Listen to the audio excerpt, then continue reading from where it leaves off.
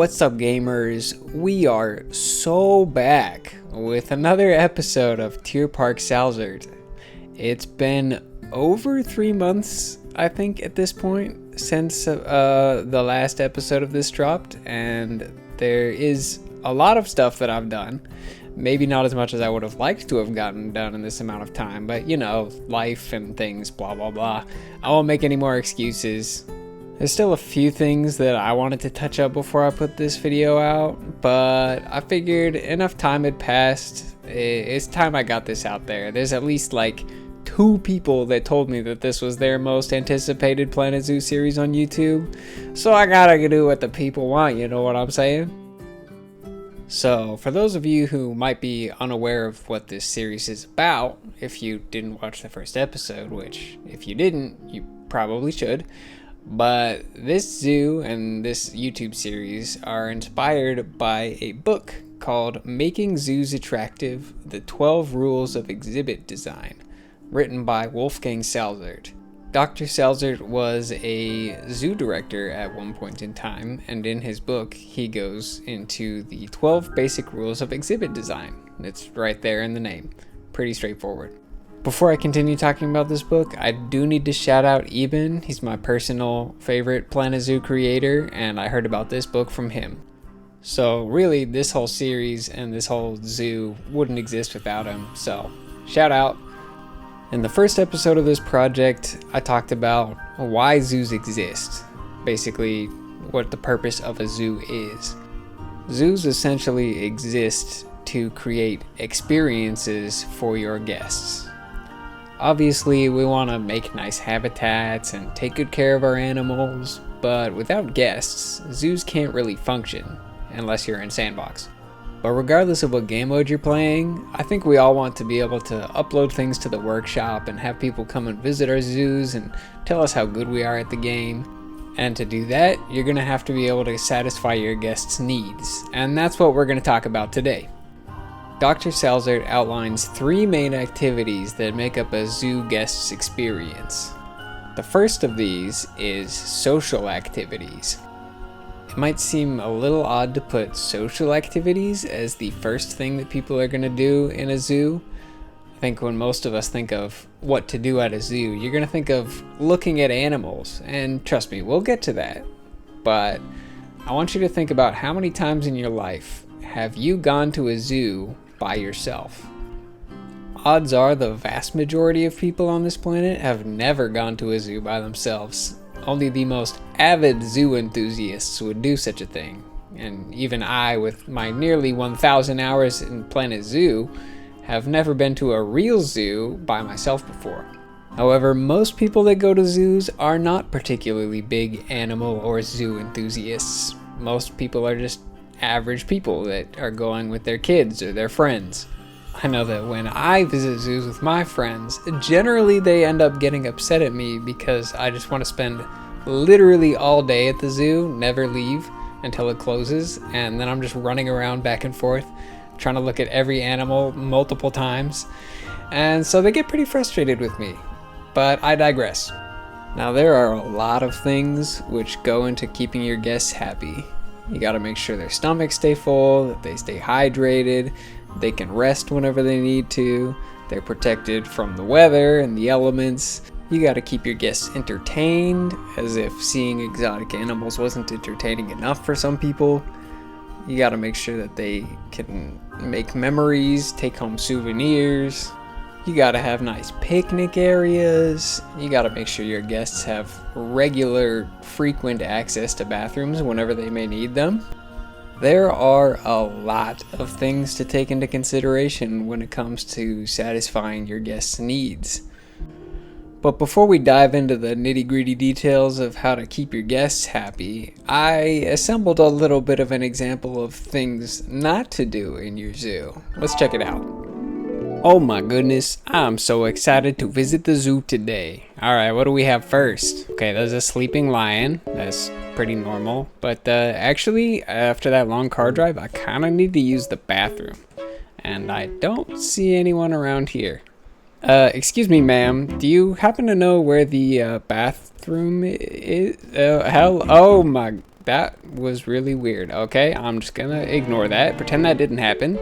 Maybe that dude over there knows where the bathroom is. How do I get there? I'm just gonna walk across. Okay. Hello, excuse me, sir. Would you happen to know where the bathrooms are? Nah, bruh. I just work here. Don't you ever use the bathroom? No. Okay, that's weird. I actually left my water bottle in the car. Do you sell water bottles here? Nah, bro. We only got glizzies. Okay, I'm leaving. Hang on. Let me check the zoo map real quick, see what that says. Huh? Wait a minute. Is that what I think it is? Oh my goodness, it's the bathroom. I'm saved. I'm gonna run over there right now. You know, on second thought, I think I'm just gonna leave. And now it's raining, and there's absolutely no shelter anywhere. This is the worst zoo ever. Hope you enjoyed that little segment. Basically, the point I'm trying to make here is that you want your guests to be able to meet their needs as quickly and as conveniently as possible. Obviously, something like a bathroom is kind of important to be able to use one of those when you need to. And the same kind of concept applies to all of your guests' need throughout the zoo, whether it be food or water, just whatever it might be. You don't want your guests to have to walk long ways to meet their needs. You don't want them to get lost just trying to get from place to place. Now, for the in-game guests, I know that at least for franchise mode, the guests can be quite needy with their food and drink and all their requirements. I don't play franchise mode myself, so I wouldn't know. Pathfinding isn't a big issue for these guests, at least as I understand it. When they have needs, they should just walk to wherever place they need to go on their own. But designing good path layouts is something I will be getting into in a future episode, because there are some really fantastically detailed, beautiful zoos that I visited on the workshop, but you just get lost in some of them so easily. It's like, where does this path go? I don't know. And they all just kind of wind and loop together in weird ways, so you end up going back to places you already been without actually seeing everything. Now, obviously, when it comes to real guests visiting your zoos, they're not going to be able to use your bathrooms or your restaurants. But it's still an important thing to keep in mind for the sake of realism when planning out your zoos, where you're going to have your bathrooms and your restaurants and your gift shops, all these things. Speaking of which, this building that you've been watching me work on for the past almost 10 minutes now is the zoo gift shop, positioned strategically near the entrance/exit so that when you're all tired out of looking at animals all day and you're ready to leave, you have to walk your kids past the gift shop, where they're of course gonna ask you to buy stuff for them, and then we're gonna take more of your money, and it's gonna be great for the zoo and not for you. This is a very common tactic used by zoos and just about any place that has a gift shop. But in some ways it is also more convenient for the guests, because if they go all the way to the far side of the zoo and then they buy stuff, then they have to carry it around with them the whole time they're at the zoo until they leave, and that's just kind of a pain. But some zoos will actually have multiple gift shops depending on the size, and that kind of goes for all these things: toilets, restaurants, everything. The amount that you will have in your zoo will depend on the zoo size. For this zoo, it's not too big, so I will just be making the one gift shop. And as you can see, I'm keeping with the half timber architecture style that I did in the first episode. The idea being, the family that owned this estate back in the day was excessively wealthy, and they would have had living quarters for their servants on the property. Now, half the reason this video took so long to come out is literally just this build. Everything else went much faster, but this build in particular, I used a good mix of the in-game souvenir shop items as well as a bunch of custom things that I put in myself. Took a very long time, and this is actually the first building interior I've ever made in my now about 2 years playing this game. It's my first time doing this. The thing I'm definitely the most proud of in this build are the big snake plushies. You know those big snakes that they always have at zoos and whatever gift shops? I still to this day have never got one for myself, even though I've always wanted one. But I did go in and I made some in Planet Zoo, so that was fun. Now, unfortunately, I didn't record every single little thing that I did in this build, because it's a lot, and this video probably would have been like, I don't know, 2 hours long of 10 times sped up footage of speed builds if I included every single little thing that I built. So you're not going to get to see the intricacies and all the details of every single thing I do. And that's fine. That's not really the point of this series. The point of this series is to talk about whatever Dr. Salzert talks about in his book, and then just have a bunch of speed build footage in the background to keep your eyes interested in what's going on. Now, I know this episode is supposed to be talking about just meeting your guest needs, but I did have to throw a habitat in here just so that I could have an animal to put in the thumbnail so the video does a little bit better, for one thing. But also, having an entrance animal is an important part of setting expectations for the visit to your zoo. Because if you walk into a zoo and you're just surrounded by a bunch of buildings like restaurants and gift shops and people trying to take your money, and there's no animals until you walk a decent way into the zoo, it's probably going to be a little off-putting. So yeah, I threw an entrance animal in. And if you voted on the poll that I did months and months ago, you'll already know what's going to be in here. It's some lemurs, just ringtail and black and white rough lemurs, because from what I've heard, I heard this I think originally from, I was going to say ZSH Plays, but he would say ZSH Plays. I'm sorry, I'm American. But yeah, he said that apparently black and white rough lemurs and ring-tailed lemurs don't always get along super well, and this does track with what I've seen in real zoos, because I've seen zoos have this exact 3 species. The Smithsonian Zoo has those 3 species of lemurs, and the black and white rough lemurs and ring-tailed lemurs are kept together, but the red rough lemurs are kept separate. It might have something to do with red ruff lemurs being like, I think, the largest lemur species. It's between one of the 2 ruffed lemurs, so maybe that makes them more aggressive. I don't know. Wouldn't really make sense for just them though, and not the black and white ruff lemurs, because they're about the same size. Who knows? I have no idea. I'm just making stuff up at this point. Only ringtail and black and white ruff lemurs, and I actually did try red ruffed lemurs in here, but the habitat started to look a little small at that point, putting all 3 species in there. There's too many animals in there, so we're just sticking with the 2 for now.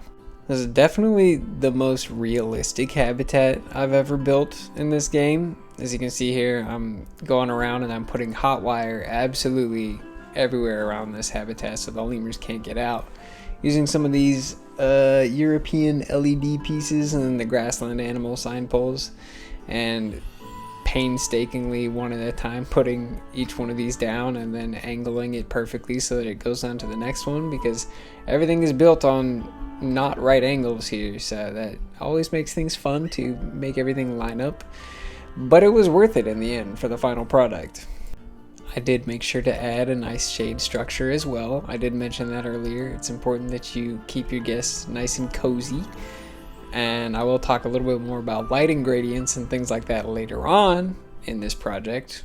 Who knows how many videos in the future that will be. And also, I'm thinking about this now. If it takes me 3 months per video, this series will last for like 4 years. Something like that. It's not gonna be, I'm not gonna take this much time in between videos. I promise. Next time, the next video will come out faster, I swear. I'm using some of these upside down Siamang statues as rocks, and then I recolor the faux rocks to make them blend in. It looks really nice. I like just the round look that the Siamang statues have. And then we get into adding foliage. And of course, I took inspiration from Digital Blob on YouTube, which, if you're not subscribed to Digital Blob, what are you doing? Go subscribe to Digital Blob on YouTube right now. I think he has Twitch as well. He streams Planet Zoo on Twitch. Not that I ever use Twitch, so I miss those streams. Sorry, Blob. But yeah, using lots and lots and lots of buffalo grass. It is definitely just one of the best pieces that exists in the game. And for lemurs, you can go pretty crazy on the foliage. They're not super destructive of plant matter and stuff. And this whole habitat is pretty closely inspired by the lemur habitat in the Dallas Zoo, which I visited back in December. Really liked that habitat.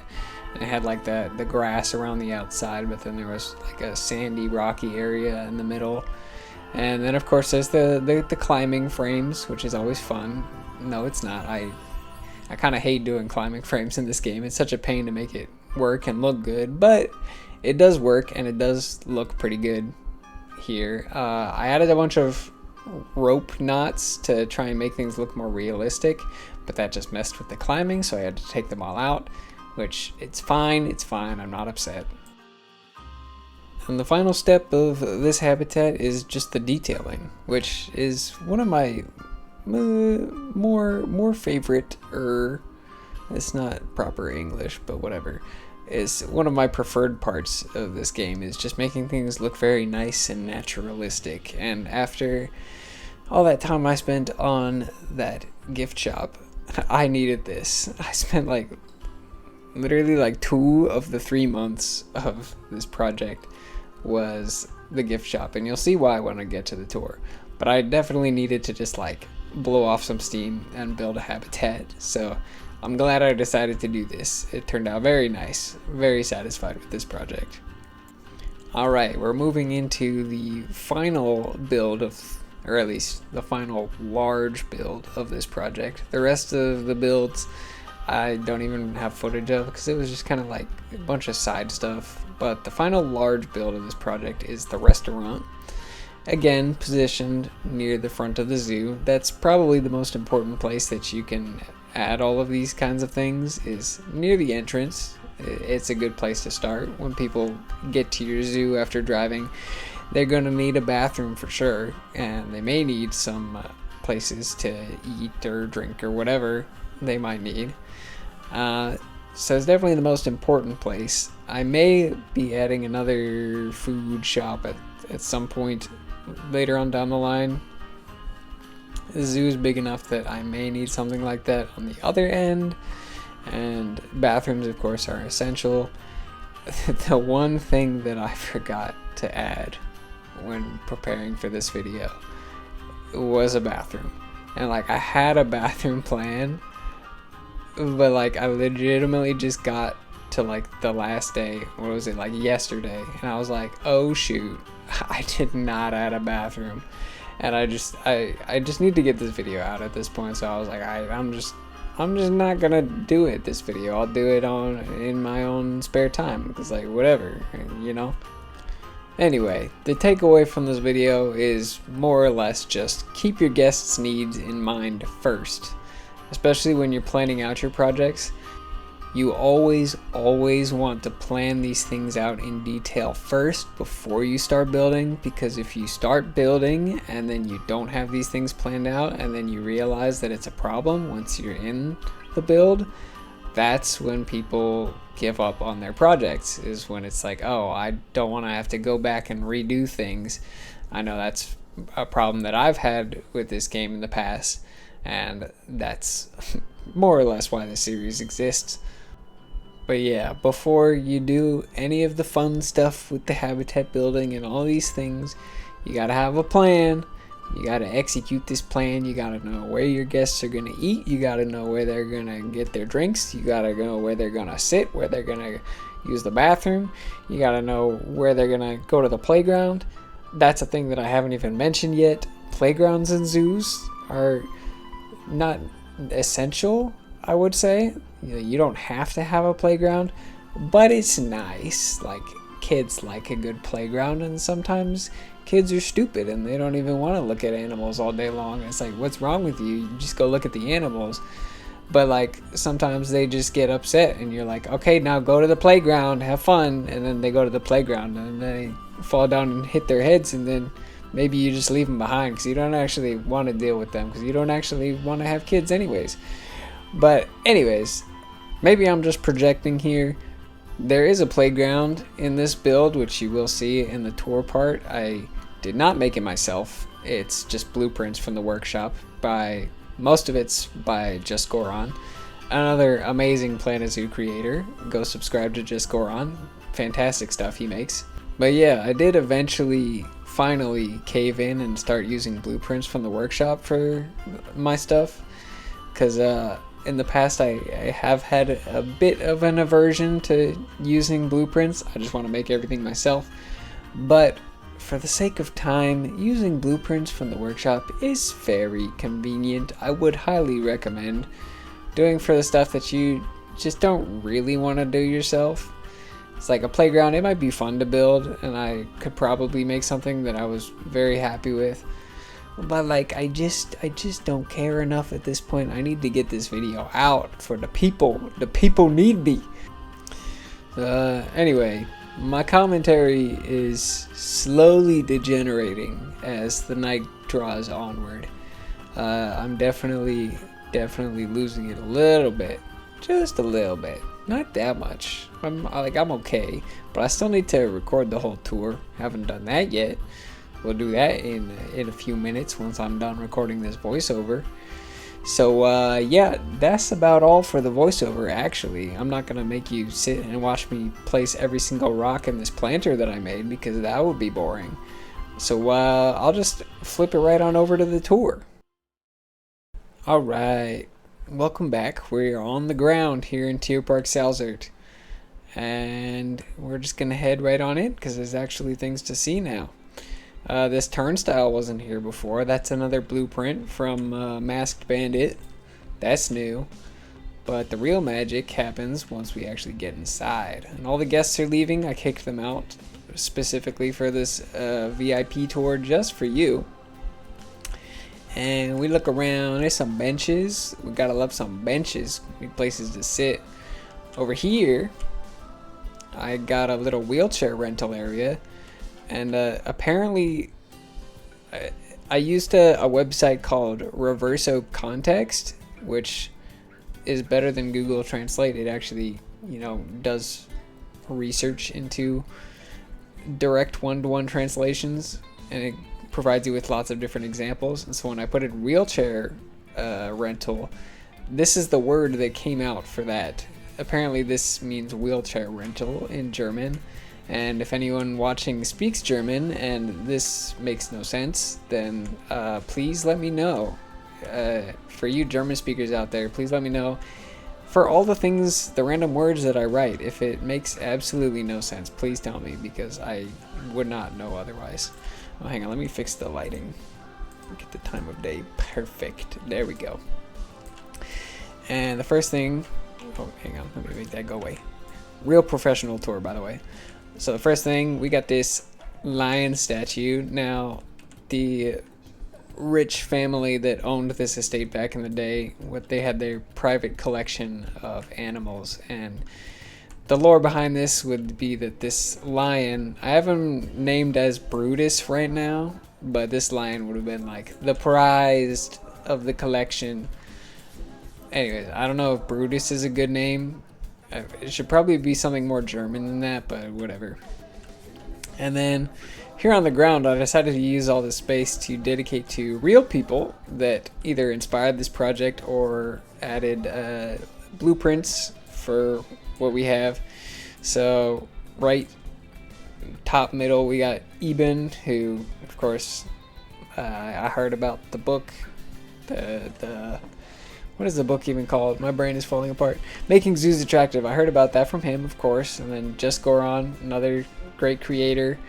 Cool Dog. He made the wheelchairs over there, which we already saw. Somni.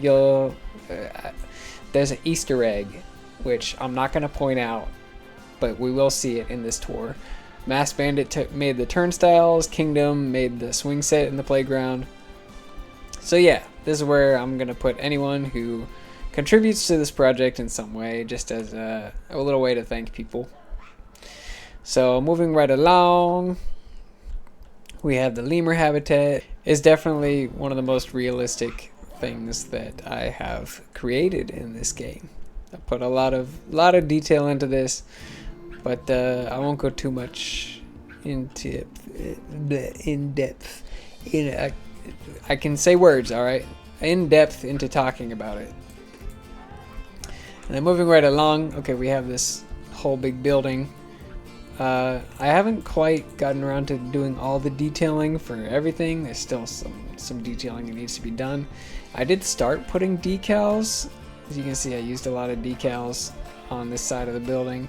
I didn't put decals on everything because I actually wasn't sure how much I liked it. I thought I wanted decals to add more detail. It kind of makes it look a little too dirty. I don't know. Let me know in the comments if this looks a little too shabby and it should look a little nicer. Maybe. I don't know. We're going to go up into the souvenir Laden. Excellent German pronunciation by me, by the way. There's some stairs, and then there's also wheelchair access. And then on the outside here, I would have like different like I need to go to bed. Spaces for vendors, like local vendors. People could come out and like rent spots out here outside. But then the main gift shop is in here, and you'll see why this took me so long to make. Yeah, look at how nicely detailed everything is, and it's so good. I'm really proud of it, and looking at this does not give me PTSD at all. But yeah, it's just a lot of stuff to look at, and everything is real good. And then there's a bunch of like custom stuff, so like I mixed the real items in with the fake items just to make everything look good, and everything does look good. I'm gonna pat myself on the back here. We got this big old pile of stuffed animals that people can come by, again with some real stuffed animals and some fake stuffed animals. The snakes, of course, I'm proud of. I made this thing, you know when there's like those little bags that you can fill up with not semi-precious stones at all that are just like a bunch of random colors? That's what this is. It's not very clear. I was gonna put up a sign, but then the sign would be in German, so I wouldn't be able to read it anyway. So I'm just gonna leave that like it is. Probably it can't be bothered at this point. That's the gift shop. Very lovely. And then zipping right along, we got I forgot to read Den Alten Lowen, which I think translates to the Old Lion. Maybe, I don't know. It's the name of the restaurant, named after the lion we talked about back over there, Mr. Brutus, named after him. And pretty happy with how this turned out. Again, the detailing is not done. Basically, the idea behind this is it's like one of those restaurants where you come in and you're like, okay, ma'am, I would like this and this and this and this on my plate, and you get charged like for each individual thing that you add, and then you go around to the back, la la la la, and then you pay here, and then you go through this door, and then you ignore all of this because it's not real, and then you go, oh, I'm stuck on, hang on. This is going exactly as planned. You go back into explore mode after you glitch through the ceiling, and you walk out through here, and then you go and you sit here and you eat your food. And not all these tables are linked to the restaurant because this is too far away. And then I made this for absolutely no reason at all, just a random statue, a fountain statue, just because I can. I decided to do this. I want it to be like the king of statues, Drac. So I just made that. It's on the workshop. You can download it right now. So it's actually on the front page of the workshop. If I pat myself on the back a little bit more, people love my stuff. That was a little too much even for me. Keep going. I built these custom garbage cans with the little trays on top. You get your food on a tray, and then you dump your trash in, and then you leave the tray behind. So like that's something I'm kind of proud of. Last main thing we're gonna get into in this build is the playground, and I didn't really make any of this by myself. This is mostly just Goron's blueprints. I added the tiger on top of this one, and I like how that looks. It's fun. The swing set is made by Kingdom, and yeah, it's a playground for people to play on, and you can climb on stuff and hurt yourself, because that's a fun thing to do as a child, and then you don't regret your life decisions at all when you're older and you beat yourself up, and then you get old and your body starts to have problems because you jumped off of a playground. I don't even know where this is coming from. This is not even real life experience from me, but maybe you relate to that in some way. I don't know. I think I'm done rambling now.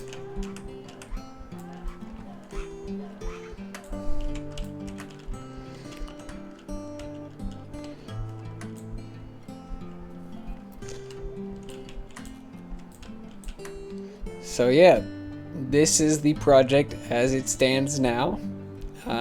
You might see behind the restaurant and the souvenir shop, you may get a little sneak peek at things which are to come in the next episode.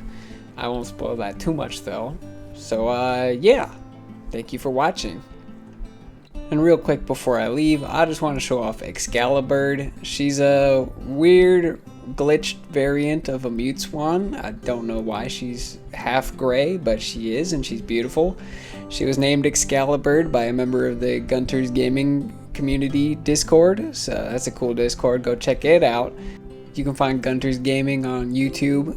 Subscribe to him. Subscribe to me if you want to. That would be great. Like the video, comment, all that good stuff, and I'll see you in the next one. Bye!